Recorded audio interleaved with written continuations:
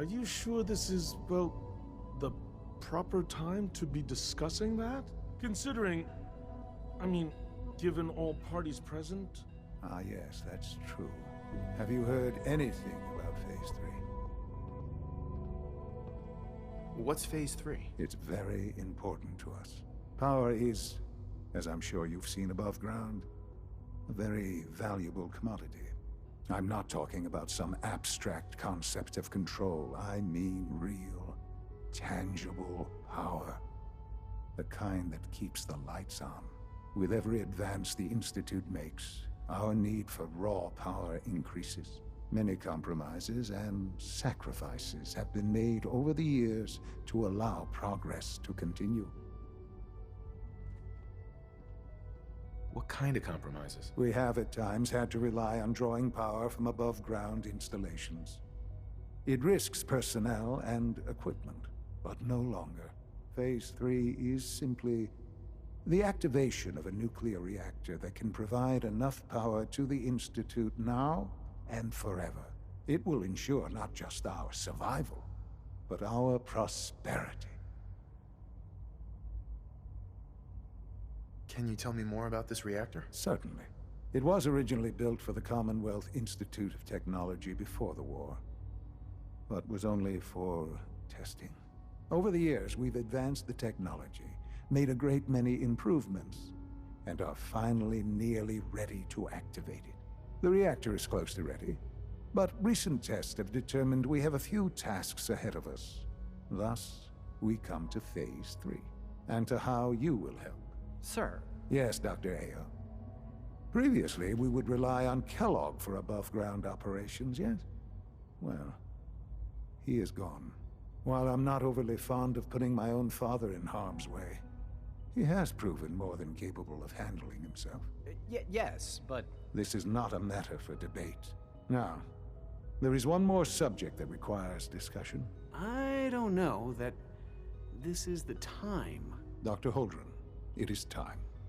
Please, as I'm sure several of you are already aware, I have been under Dr. Volkert's care for some time. I'm sorry, this is difficult for me. Our best efforts have failed. Every experimental treatment we could devise has been unsuccessful. I'm sorry to say I am dying. No! You can't be serious! Everyone, please. I am sorry. This is not how I wanted to tell you, but we're running out of time. You're dying? I'm afraid so. A very aggressive form of cancer. Believe me when I say we've done everything we can. We can talk more later. Right now, the future of the Institute is at stake. The Institute cannot survive without leadership. The Directorate must continue to govern with the best interest of all in mind. To that end, I am naming my father as my successor. Oh, boy. You can't be serious! Really? How can you possibly justify this? He isn't one of us. He isn't even a scientist. Ignoring your borderline, insubordinate tone, I will simply say this. The Institute has enough scientists. What it needs is a leader.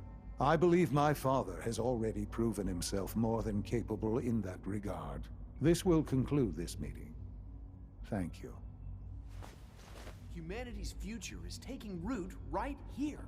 The Institute's a big place. It might take a while to learn where everything is.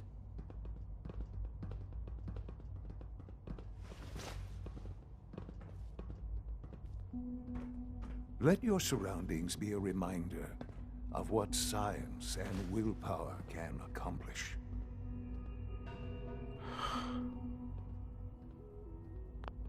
I had no idea. I know this is... well, it's a lot to take in at once. I'm sorry, Father.